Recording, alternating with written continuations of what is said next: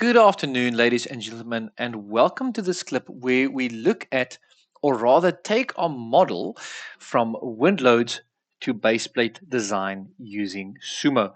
So just for context, this follows after the clip of how to simulate wind loads on a billboard using SUMO, and this is a continuation on just the usage we get out of SUMO for that particular application. My name is Jacobus Oberholster. I'm an AEC and Prokon technical consultant with Micrographics, and you can see my email address there in the bottom left-hand corner. You are more than welcome to reach out if you have any queries or need assistance with any of the software packages that we support. So let's jump into this clip and see exactly what we can get out of SUMO after we've successfully completed our analysis. So for those of you who watched the previous clip, this model would of course be very familiar.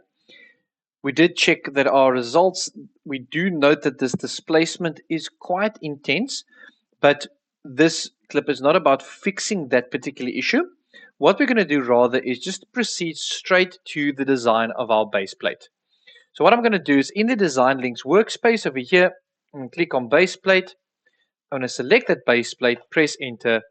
I'm happy with this and I'm going to click OK. Just a reminder before I do that, that this base plate in the context of SUMO is only an analysis placeholder or results placeholder. No matter what the geometry is, this base plate will not contribute to your analysis. Right? It's merely there to allow you to export information to the base plate design module. So I'm going to click on OK now. And what it will do is it'll take all of the geometry and the load effects into baseplate.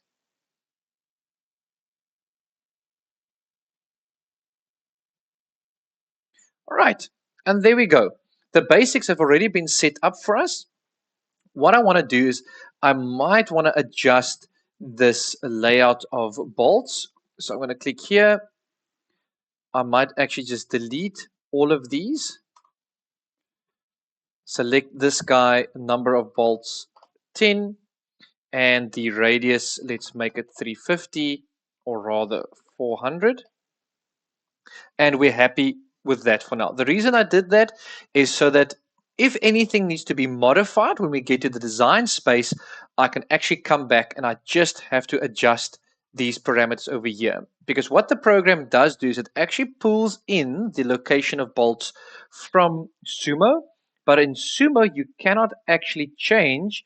You can change the number of bolts, but you cannot change their position relative to the center of the actual base plate. That's in SUMO. All right, so of course you can do that in the context of base plate. So all right, I'm happy with that. I'm going to go to my load space. And what we want to do here is if there's any value smaller than 1, we want to make that value 0. The reason for that is that baseplate runs or baseplate designs using an iterative process. And if you have values smaller than 1, it can actually mess up that process and cause some serious anomalies in your design output. All right, so whenever there's something smaller than 1, I'm just going to make it 0.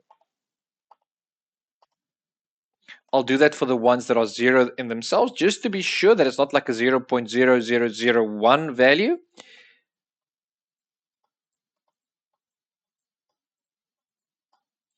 All right, and with that, I'm going to proceed with the design. So I'm not worried about the backup file. I'm going to click on design.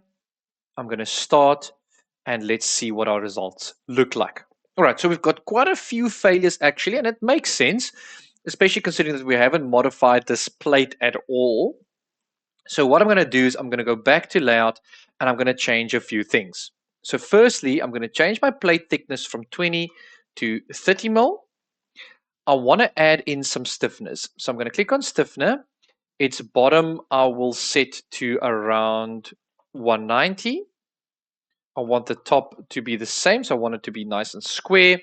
And the number of stiffness will be equal to the number of bolts. The thickness I'll set to 10 mil, and we'll say OK. All right, and just like that, we have got our stiffness, which is great. Right, you can of course modify their shape even more, but I'm happy with that for now. I'm going to increase the diameter of my bolts, so from M20s to M36s. I'm going to change the size of my end plate as well. So end plate width I'll set to 150, and I'll keep that thickness of 10 mil for the end plate thickness for now. So let's go back to design. I'm going to click on start, and we see that everything passes. Right, that was super quick. Of course, now you can pay attention to what some of these safety factors are, and you can go and modify this model to actually optimize it. Because, of course, now you didn't have to complete a massive set of hand calculations. This was super quick. You can now actually go and optimize this model. From our design, we now find ourselves in the calc sheet where we can look at all of our different calculations. You can see there really is a lot of information captured within this space that is really incredibly helpful for us as engineers. You also have a workshop drawing that's just a nice little schematic. It isn't perfect, but it is a useful little schematic. And then lastly, you can actually export this to the anchor bolt module to design the concrete interface along with the anchor bolts. So I really hope that you found that very helpful. I hope that you enjoyed this clip. And as a last thing, what I want to show you quickly is just the difference between removing those zero values or those smaller than zero values in the outputs. All right, so clip number 1, I'm going to show you here. So just bear with me as it opens.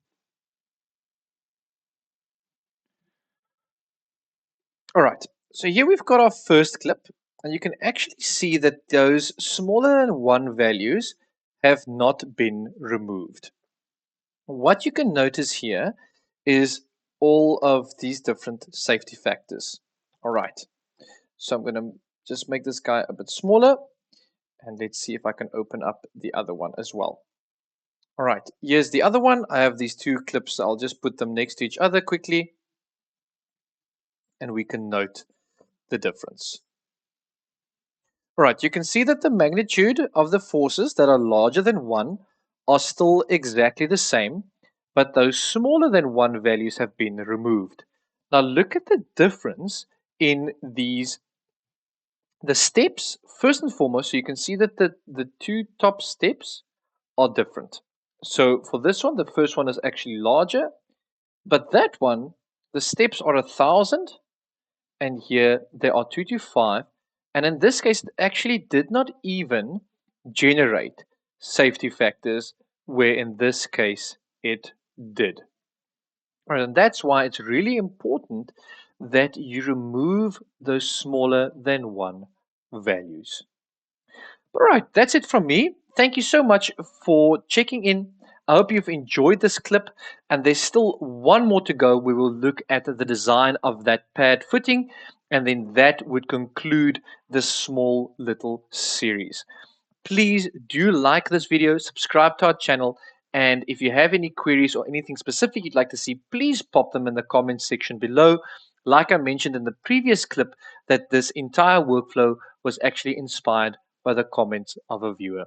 So thank you again. Hope that you have an awesome week and look forward to seeing you in future clips.